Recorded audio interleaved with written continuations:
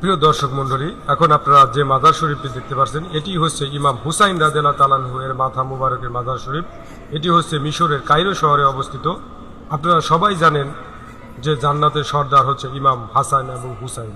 সেই হুসাইন রাদিয়াল্লাহু তাআলা আনহু এর মাথা যেখানে দাফন করা হয়েছে সেই জায়গাটি আপনাদের আমরা দেখানোর চেষ্টা করতেছি।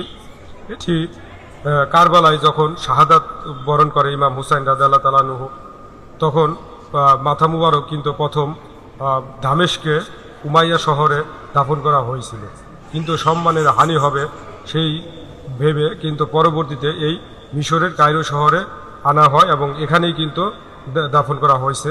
আপনারা দেখতে পাচ্ছেন সেই মাথা মুবারকের মাজার শরীফটি, যে গ্রিলের বাউন্ডারি করা দেখতেছেন এটার ভিতরেই কিন্তু জান্নাতের সর্দার ইমাম হুসাইন রাদিয়াল্লাহু তাআলা আনহু এর মাথা মুবারক এখানেই রয়েছে। এখানে দেখতেছেন অনেক বিভিন্ন দেশ থেকে বিভিন্ন পর্যটক এসে এখানে ভিড় করে মাজার জিয়ারত করতেছে। আপনারা যারা আসবেন মিশরে তারা এখানে এসে দেখতে পারেন। এটাকে বলা হয় ইমাম হুসাইন এলাকা। আপনারা এই কায়রো শহরে আসলে যে কোনো গাড়ি আলাদের বললে হবে যে ইমাম হুসাইন এলাকায় যাব।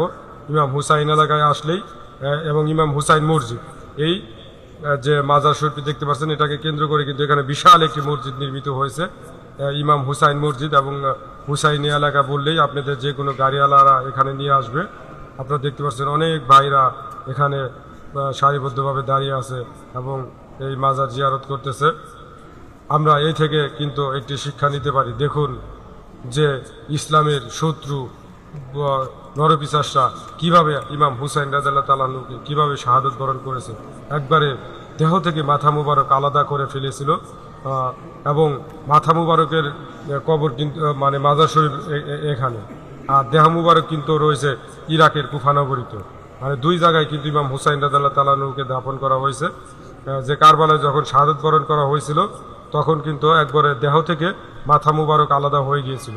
ঠিক তখনই এই মাথা মুবারক প্রথমে দামেস্কে ছিল, পরে ওখান থেকে মিশরে আনা হয়েছে এবং দেহ মুবারক হচ্ছে ইরাকের কুফা নগরীতে।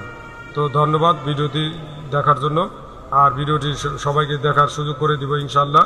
ভিডিওটি শেয়ার করে সবাইকে দেখার সুযোগ করে দেই। আর যারা মিশর ঘুরতে আসতে চান আমাদের সাথে যোগাযোগ করতে পারেন। আমরা আপনাদের বিভিন্ন সময় গ্রুপ নিয়ে মিশর এবং হজ উমরা করে থাকি। তো ধন্যবাদ সবাইকে ভিডিওটি দেখার জন্য।